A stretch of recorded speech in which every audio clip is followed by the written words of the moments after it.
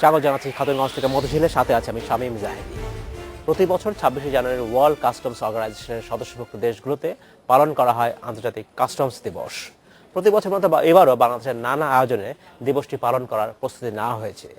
আজ আমরা আলোচনা করব কাস্টমসের কার্যক্রম নিয়ে। এই নিয়ে কথা বলতে আমাদের স্টুডিওতে রয়েছেন commissioner of customs Marghub Ahmad এবং commissioner of customs Mohammad Anwar Hossain. জনাব মারগুব আহমদ এবং জনাব আনোয়ার হোসাইন, আপনাদেরকে স্বাগত জানাচ্ছি অনুষ্ঠানে। কেমন আছেন আপনারা? জনাব মাহমুদ, প্রথম প্রশ্ন আপনার কাছে আমরা করতে চাচ্ছি যে কাস্টম দিবস পালন করা হচ্ছে প্রতি বছরের মতো এবছর এবং সারা বিশ্বের সাথে আমরাও করতে যাচ্ছি। কেন এত ঘটা করে আসলে আয়োজন করার প্রয়োজন রয়েছে এখন? ধন্যবাদ আপনাকে। আমি প্রথমেই ইন্ডিপেন্ডেন্ট টিভি কর্তৃপক্ষকে ধন্যবাদ জানাচ্ছি একটি সুন্দর অনুষ্ঠান এবং যুগোপযোগী অনুষ্ঠানের আয়োজন করার জন্য। একই সাথে যারা সেটের সামনে আছেন তাদেরকেও আমাদের আন্তরিক ধন্যবাদ জানাচ্ছি। আপনি ঠিকই বলেছেন যে প্রতি বছর 26শে জানুয়ারি অত্যন্ত বর্ণিলভাবে সারা বিশ্বের ওয়ার্ল্ড কাস্টম অর্গানাইজেশন এর প্রায় 180টি দেশ আছে, তারা অত্যন্ত বর্ণিলভাবে দিবসটি পালন করে। আপনি জানেন বাণিজ্যের উদারীকরণ এবং গ্লোবালাইজেশনের ফলে কাস্টমসের চ্যালেঞ্জ দিন দিন বাড়তেছে এবং কাস্টমস একটি দেশের আর্থসামাজিক উন্নয়নে এবং দেশের শিল্পায়নে, দেশের পরিবেশ সংরক্ষণে, ইনভেস্টমেন্ট আমন্ত্রণে অভূতপূর্ণ ভূমিকা পালন করে থাকে। কাস্টমস এমন একটি সংস্থা যে কাস্টমস বলা হয় mirror of the country. Customs is the first window through which rest of the world views the country. Customs হলো একটি দেশের সার্বভৌমত্বের প্রতীক। আপনি জানেন জর্জিয়া এবং ফিলিস্তিন তারা যখন দেশ স্বাধীন হলো তখন তারা এই স্বাধীনতার প্রতীক হিসেবে তারা কিন্তু শুল্ক স্টেশন স্থাপন করে। হ্যাঁ, কাজে বাংলাদেশ কাস্টমস এই যুগে দেশের আর্থসামাজিক উন্নয়নে বিরাট ভূমিকা পালন করছে। কাস্টমস শুধু রেভিনিউ আদায় করে না, একই সাথে মাদক দ্রব্য সহ দেশের চোরাচালান রোধ সে ধন্যবাদ জনাব আহমদ। আমি আপনার কাছে ফিরে আসবো। জনাব আনোয়ার হোসাইন, আপনার কাছে আমি জানতে চাচ্ছি কি করতে আছেন এই বছরের কাস্টমস দিবস উপলক্ষে আপনারা, এবং এর মধ্যে যারা বড় স্টেক হোল্ডার আপনাদের যারা, তাদেরকে কিভাবে সম্পৃক্ত করবেন? ধন্যবাদ আপনাকে এবং আপনার মাধ্যমে ইন্টারন্যাশনাল টেলিভিশন চ্যানেলের দর্শকবৃন্দকেও আমি স্বাগতম জানাই এবং শুভেচ্ছা জানাই আন্তর্জাতিক কাস্টমস দিবসের। সাধারণত ইন্টারন্যাশনাল কাস্টমস ডেতে বাংলাদেশ কাস্টমস আন্তর্জাতিক কাস্টমস সম্প্রদায়ের 180টি সদস্য দেশের একটি সদস্য রাষ্ট্র হিসাবে এখানে আমাদের যত স্টেক হোল্ডার আছে এবং আন্তর্জাতিক সম্প্রদায়ের সাথে আমরা সেটা একাত্ম হয়ে এই দিবসটা পালন করে থাকি। এটা শুধুমাত্র জাতীয়ভাবে পালন করা না, এটা আন্তর্জাতিকভাবে পালিত হয়ে থাকে। জাতীয়ভাবে পালন করার ক্ষেত্রে যেটা হয় সেটা হচ্ছে যে কাস্টমসের সাথে সম্পৃক্ত যারা আছেন আমাদের স্টেক হোল্ডার, বিশেষত ব্যবসায়ী সমাজ এবং সার্বিকভাবে দেশের সমস্ত জনগণ যারা সম্পৃক্ত, তাদেরকে আমরা একটা অ্যাওয়ারনেস প্রক্রিয়ার মধ্যে দিয়ে যাই যাতে করে তারা সচেতন হয় যে কাস্টমসে কী কাজ করে, আমাদের কাজ সম্পর্কে এবং তাদের দায়িত্ব সম্পর্কেও সচেতন করা এর মধ্যে দিয়ে একটা উদ্দেশ্য থাকে। এর মধ্যে যে বিষয়গুলো হয় সেটা হচ্ছে সাধারণভাবে আনুষ্ঠানিকতার মধ্যে থাকে, আমরা র্যালি করি একটা, তারপরে এদিন সভা সমাবেশ সিম্পোজিয়ামগুলো হয়, তারপরে হচ্ছে আমরা সম্মানিত করি যারা আমাদের সাথে সরাসরি সম্পৃক্ত যারা আমাদের যারা স্টেক হোল্ডার আছেন তাদেরকে, এবং যারা কাস্টমসের ক্ষেত্রে বিশেষ ভালো অবদান রাখতে পারে সেই ধরনের কর্মকর্তা কর্মচারীবৃন্দকে এই দিন সম্মাননা দেওয়া হয়, যেটা আন্তর্জাতিক কাস্টমস সংস্থা যেটা ওয়ার্ল্ড কাস্টমস অর্গানাইজেশন তার সম্মানিত যে মহাসচিব আছেন তার স্বাক্ষরে। ধন্যবাদ, খুবই ভালো কথা। র্যালির কথা আমি এই জন্য বলছি যে আজকাল আমরা প্রায় দেখি বিভিন্ন এই ধরনের বড় দিবসে সরকারি পর্যায় থেকে র্যালি করা হয়। আসলে ঢাকা সরকার আমরা চিন্তা করি যখন যখন একটা র্যালি বের করা হয় তখন কিন্তু ঢাকা আসলে যানজট তৈরি হয়। আমরা র্যালি না করে অন্য কিছু চিন্তা করতে পারি, কিন্তু ভবিষ্যতে নিশ্চয়ই আপনারা ভেবে দেখবেন যে এর পরিবর্তে আমরা সেমিনার সিম্পোজিয়াম করলে কিন্তু রাস্তার যানজটে সেই সমস্যা হয়তো হয় না। এটা অবশ্যই আমার মনে হয় যে র্যালি করার ক্ষেত্রে ব্যাপারগুলো অবশ্যই বিবেচনায় রাখা হয়, কারণ হচ্ছে এটা খুব যে বর্ণাঢ্য র্যালিটা হয় একটা নির্দিষ্ট সব জায়গাতে কনসেন্ট্রেশন থাকে, পাবলিক কনসেন্ট্রেশন, সেই সব জায়গাগুলো অ্যাভয়েড। ধন্যবাদ জানাই হোসেন। রাজস্ব বোর্ড অত্যন্ত সচেতন যাতে ট্রাফিক জ্যাম না হয় সেই দিক দিয়ে চিন্তা ভাবনা করে করা হয়। জি জনাব আহমেদ, আমি আপনার কাছে আরেকটা বিষয় দৃষ্টি আকর্ষণ করতে চাচ্ছি যে আপনি বলছিলেন যে একটা চ্যালেঞ্জের মুখে পড়ছেন এখন, গ্লোবালাইজেশনের যুগ, উদার বাণিজ্যকরণের যুগ এখন, সেই হিসাবে কিন্তু কাস্টমসের ডিউটি কমতেই থাকছে বা বাড়ছে। আমি বলছি যে রেটের পরিমাণের কথা বলছি, সেই ক্ষেত্রে আসলে নতুন করে চ্যালেঞ্জ দেখেন কিনা কাস্টমস থেকে ডিউটি আদায় করার ক্ষেত্রে আপনারা, বা যে একটা টার্গেট দেওয়া থাকে সেটা দেখেন কিনা? ধন্যবাদ আপনাকে। আপনি জানেন যে ডব্লিউটিও আমরা 1995 সালে আমরা এর সদস্য হয়েছি, আমরা ফাউন্ডিং মেম্বার। এই ডব্লিউটিওর মূল কথা হলো বাণিজ্যকে উদার করতে হবে, বাণিজ্যকে ওপেন করতে হবে। সেই জন্য ডব্লিউটিওর যেহেতু আমরা ফাউন্ডিং মেম্বার এবং সিগনেটরি, সেই জন্য ডব্লিউটিওর সিদ্ধান্ত অনুযায়ী আমরা শুল্ক হারকে কমিয়ে এনেছি। আমি সেটাই বলছি, যত শুল্ক হার কমাবো তত ব্যবসা বাণিজ্য বাড়বে, ভলিউম বেড়ে যাবে। এবং যদি আমাদের কাস্টমস টেরিফটা এমনভাবে সাজানো যাতে ট্যাক্সও বেশি না হয় এবং দেশীয় শিল্প বিকাশ লাভ করে। দেশীয় শিল্প আমাদের বিকাশ লাভ করতে হবে, ইনভেস্টমেন্টকে আমন্ত্রণ জানাতে হবে। ওয়ার্ল্ড কাস্টমসের সাথে আমরা তাল মিলিয়ে কাজ করছি, কারণ জানেন যে আমাদের দেশের জন্য ইনভেস্টমেন্ট একটি বড় চ্যালেঞ্জ। বিদেশি ইনভেস্টররা তখনই আসে যখন দেখে যে দেশে একটা স্টেবল ট্যাক্স এনভায়রনমেন্ট আছে, ট্যাক্স রিজিম। কাজে সেটা তারা উৎসাহ হলে তারা প্রচুর ইন্ডাস্ট্রি হলে আমরা ভ্যাট পাবো এবং দেশের বেকার সমস্যা দূর হবে। বেকার সমস্যা দূর হলে মানুষের ক্রয় ক্ষমতা বাড়বে, ম্যাক্রো ইকোনমিক যেটা আমাদের উদ্দেশ্য, আমরা দিকে দিকে দাবিতে হবো, মানুষের ক্রয় ক্ষমতা বাড়বে, সরকারও ট্যাক্স পাবে। ধন্যবাদ জনাব আহমেদ। আমরা নিচ্ছি ছোট্ট বিরতি, একটি বিরতি, আমাদের সাথেই থাকবেন। ফিরছি আবার আলোচনায়। জনাব আনোয়ার হোসেন, আপনার কাছে আমি জানতে চাচ্ছি যে আমরা যখন এই কাস্টম দিবসের কথা বলছি তখন সকল সেক্টরে, সকল বিভাগেই আধুনিকায়নের কথা বলছি।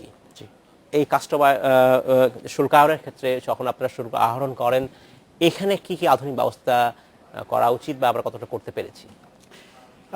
প্রথমে আমি একটু ব্যাকগ্রাউন্ডটা বলতে চাচ্ছি, সেটা হচ্ছে যে কাস্টমসকে বলা হয় যে ভ্যানগার্ড অফ ন্যাশনাল সভরেনিটি, জাতীয় সার্বভৌমত্বের পাহারাদার।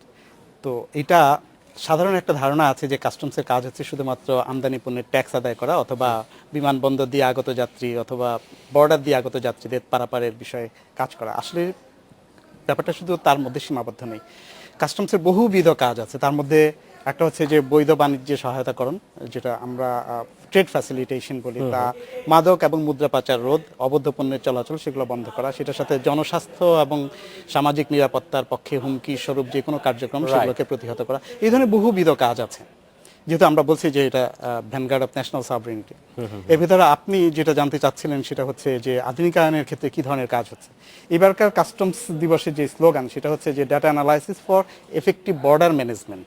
আচ্ছা, তার মানে হচ্ছে যে আমাদের যদি ডাটা ইনফরমেশন সিস্টেমটা যথেষ্ট শক্তিশালী না হয়, তাহলে এফেক্টিভ বর্ডার ম্যানেজমেন্টটা করা একটু বেশ ডিফিকাল্ট হবে।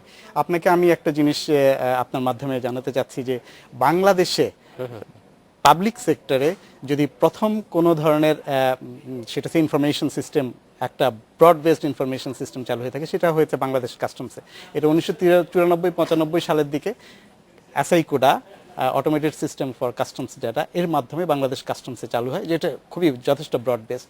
এবং তার মাধ্যমে আমাদের যে সুবিধাটা হয়েছিল সেটা হচ্ছে যে কাস্টমস সম্পর্কিত, আমদানি রপ্তানি বাণিজ্য সম্পর্কিত এবং অর্থনৈতিক অনেকগুলো তথ্য আমরা সেখান থেকে পেয়েছি, এবং সেটা ব্যবহার করেছে বাংলাদেশের সমস্ত সংস্থা, সরকারি সংস্থা, বেসরকারি গবেষণা সংস্থা, তারা ব্যবহার করতে পেরেছিল পর্যায়ক্রমে। এটা একটা কন্টিনিউয়াস প্রসেস, যে কোনো ধরনের ডেভেলপমেন্ট এবং উন্নয়ন। পর্যায়ক্রমে সেই উন্নয়ন প্রক্রিয়াটা বাংলাদেশ কাস্টমসে চালু থেকেছে 1994-95 সাল থেকে, এবং এখনো পর্যন্ত সেটা কার্যকর আছে। সেটা বিভিন্ন ক্ষেত্রে, প্রথমত হচ্ছে যে আমাদের ট্রেড ভলিউম যেই হারে বেড়েছে, সেই হারে আমাদের যে ক্যাপাসিটি বাড়ার ব্যাপারটা ছিল, আমরা মনে করি যে সেই ক্যাপাসিটিটা আমাদের যথেষ্ট পরিমাণে বেড়েছে। তার কারণ হচ্ছে, যদি আপনাকে সহজভাবে কতগুলো স্ট্যাটিস্টিক্স দেই জাস্ট বোঝার জন্য, যেমন শুধুমাত্র বিমানবন্দর দিয়েই, যেটা আমাদের হজরত শাহজালাল আন্তর্জাতিক বিমানবন্দর দিয়ে, সেখানে প্রতিদিন প্রায় 30,000-এর মতো যাত্রী আসা যাওয়া করে। আচ্ছা, সুতরাং আমরা যদি একজন যাত্রীকেও চেক করতে যাই, সেখানে কি দাঁড়ায়, সেটা হচ্ছে 300 যাত্রীকে চেক করতে হয়, যেটা আমরা করি না। তো সেটা না করতে যে আমাদের যে কাজগুলো করতে হয়েছে, সেটা আধুনিকায়নের কাজগুলো করতে হয়েছে, আমাদের এফিসিয়েন্সি বাড়াতে হয়েছে। সেটা বিভিন্ন ধরনের, আমরা যেটাকে রিস্ক ম্যানেজমেন্ট বলি, যে ঝুঁকি ব্যবস্থাপনার মাধ্যমে করতেছে। একই রকমভাবে পণ্য চালানের ক্ষেত্রেও বাংলাদেশে প্রতিদিন 10,000 কনসাইনমেন্ট কম বেশি জি আমাদের এখানে আমদানি রপ্তানি হয়। তো অতগুলো কনসাইনমেন্ট আমাদেরকে হ্যান্ডেল করতে হয় সীমিত জনবলের মধ্যে, এবং সেই দক্ষতা নিশ্চয়ই আপনি আছে এবং সেটা টেকনোলজি সহায়তা করতে পারছেন। ধন্যবাদ, আমাদের অর্জন করতে হয়েছে। জনাব মাগরুর আহমেদ, আপনার কাছে জানতে চাই, আমরা কিন্তু প্রায় খবরে পত্রপত্রিকায় দেখি যে কাস্টমসের সাথে ব্যবসায়িক প্রতিষ্ঠানের এক দ্বন্দ্ব, মূলত এইচএস কোডকে কেন্দ্র করা হয়, বলা হয় যে ভুল এইচএস কোড বসানো হয়েছে, বা এবং এর ফলে এবং এই দ্বন্দ্বটা দীর্ঘসূত্রিতার রূপ নেয়। যেখানে সরকারের আসলে রেভিনিউ পাওয়ার কথা, রাজস্ব পাওয়ার কথা, সেই রাজস্ব আসলে আটকে যায় আইনি জটিলতায়। ধন্যবাদ আপনাকে এটা অত্যন্ত পার্টিনেন্ট প্রশ্ন করার জন্য। জি। আসলে কাস্টমসের সাথে আমাদের সম্মানিত ব্যবসায়ী ভাইদের আগে ছিল যে মেন দ্বন্দ্ব ছিল ভ্যালুয়েশন নিয়ে, কারণ জানেন যে ট্যাক্স আদায় হয় মূল্যের উপর, এড ভ্যালুরেম, যত মূল্য হবে তার উপর ট্যাক্স আদায় হবে। কাজে সঙ্গত কারণে ব্যবসায়ী ভাইরা চায় যে মূল্য, অনেকে যারা ফাঁকি দিতে চায়, সবাই না, তারা মূল্যটা কম দেখাতে চায়। কিন্তু জানেন যে আমি আমার বক্তব্য শুরুতে বলেছি, আমরা WTO সদস্য। WTO একটা কাস্টমস পণ্যে কিভাবে মূল্যায়ন হবে, কাস্টমস ভ্যালুয়েশন, আর্টিকেল 7-এ চমৎকার একটি রোল দিয়েছে যে 3 মাসের মধ্যে যে সর্বনিম্ন ভ্যালুটা থাকবে সেই ভ্যালুটা আমরা নিব। খুব সহজ। এবং এই ভ্যালু চালু করার ফলে এখন কাস্টমসের সাথে ভ্যালু নিয়ে আর কোনো দ্বন্দ্ব নেই। এটা আগে ছিল। আবার অনেক সময় দেখা যায়, বলা যায় কি ডোমেস্টিক মার্কেটে নাকি আন্তর্জাতিক বাজারে বা ইন্টারন্যাশনাল বাজারেও বাজার ভ্যারি করে, তখন রুলস অফ অরিজিন, মানে যে দেশ থেকে আসবে সে দেশে মূল্য হবে, এবং মূল্যটা অত্যন্ত কম্পিটিটিভ প্রাইস হবে। এবং সবাই এক বাক্যে স্বীকার করবেন যে কাস্টমস ভ্যালুয়েশনটা অত্যন্ত ব্যবসা বান্ধব। এটা কিন্তু ট্যাক্স বান্ধব নয়, কিন্তু তবু আমরা ব্যবসাকে বাড়াতে চাই, ব্যবসার ভলিউম বাড়াতে চাই। ব্যবসার ভলিউম বাড়লে কিন্তু ট্যাক্স বাড়বে। হ্যাঁ, আমরা কাউকে চাপ দিতেছি না। আর আপনি যেটা বলেন যে এইচএস কোড তো আমরা জানি WCO থেকে নিয়ন্ত্রিত হয়ে থাকে। এইচএস কোড নিয়ে আগে অনেক দ্বন্দ্ব ছিল, একটু মতনৈক্য ছিল, কিন্তু এখন এই আমরা টেকনোলজি উন্নতির ফলে ওয়ার্ল্ড কাস্টমস অর্গানাইজেশনের বিভিন্ন কার্যক্রমের ফলে এইচএস কোড নিয়ে কোনো দ্বন্দ্ব নাই। অনেক রেশনালাইজেশন, হারমোনাইজেশন এবং সিম্পলিফিকেশন হয়েছে আমাদের কাস্টম ট্যারিফে, এখন নাই বললে চলে। ধন্যবাদ। আমরা নিব একটা বিরতি। আমরা নিচ্ছি একটা বিরতি, আমাদের সাথে থাকবেন, ফিরছি শীঘ্রই। স্বাগত আরেকবার খাতুনগঞ্জ থেকে মধ্যশিলা। আজ আমরা আলোচনা করছি কাস্টমসের কার্যক্রম নিয়ে। এ নিয়ে কথা বলতে আমাদের স্টুডিওতে রয়েছেন commissioner of customs Marghub Ahmad এবং commissioner of customs Mohammad Anwar Hossain. জনাব হোসেন এবং জনাব আহমদ, আপনাকে স্বাগত জানাচ্ছি আরেকবার। জনাব হোসেন, আপনার কাছে আমি জানতে চাচ্ছি যে যখন কোনো ডিসপিউট হয়, বিরোধ হয় কাস্টমসের হার নির্ধারণ বা কাস্টমসের ইস্যু নিয়ে, এই ডিসপিউট সেটেলমেন্টটা স্বাভাবিকভাবে হয় যে কাস্টমসের আদালত, ট্রাইব্যুনাল বা কোর্টে যাচ্ছে। খুব দ্রুত সমাধানের জন্য এখন যেটা অনেকেই চিন্তা করছেন, এডিআর, অল্টারনেটিভ ডিসপিউট রেজলিউশনের চিন্তা করছেন। সেই বিষয়ে আপনারা কাজ করছেন বা কাজ করলে কতটা ভাবে কাজ করছেন যাতে দ্রুত নিষ্পত্তি করা যায়? এখন যেটা হচ্ছে এই সময়ে, সেটা হচ্ছে যে পাবলিক ফাংশনস এবং পাবলিক সার্ভিস ডেলিভারিতে আমাদের স্বচ্ছতা এবং জবাবদিহিতার ব্যাপারগুলো যত বেশি স্পষ্ট হবে, ডিসপিউটগুলো তত কমে আসবে।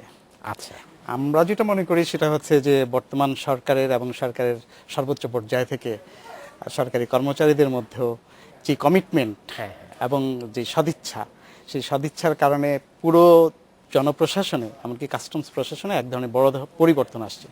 সেই পরিবর্তনের ফলে যে ডিসপিউটগুলো আসছে, সেই ডিসপিউটগুলো ধীরে ধীরে কমে আসছে। এবং সেখানে আপনার ওয়াচডগ হিসাবে কাজ করছে মিডিয়া, ওয়াচডগ হিসাবে কাজ করছে সরকারের বিভিন্ন সংস্থা এবং সরকারের অভ্যন্তরীণ যে মেকানিজম আছে তার ভিতরে। প্রথমত আমি বলতে চাচ্ছি যে ডিসপিউটগুলো আগে যেই ধরনের হতো, অথবা ডিসপিউট হলে সেটা জানাও যেত না, অনেক ক্ষেত্রে জনগণ সাফার করত। এখন তাদের অনেকগুলো প্ল্যাটফর্ম আছে, তারা পাবলিক মিডিয়াতে যেতে পারছে, তারা সরকারের বিভিন্ন পর্যায়ে তাদের অভিযোগ এবং তাদের যে প্রবলেমগুলো হচ্ছে সেটা তারা জানাতে পারছে। তার ফলে ডিসপিউট কমে আসার কারণে আমাদের যে মামলা মোকদ্দমার ব্যাপারগুলো কমে আসছে, অনেক বেশি কমে আসছে।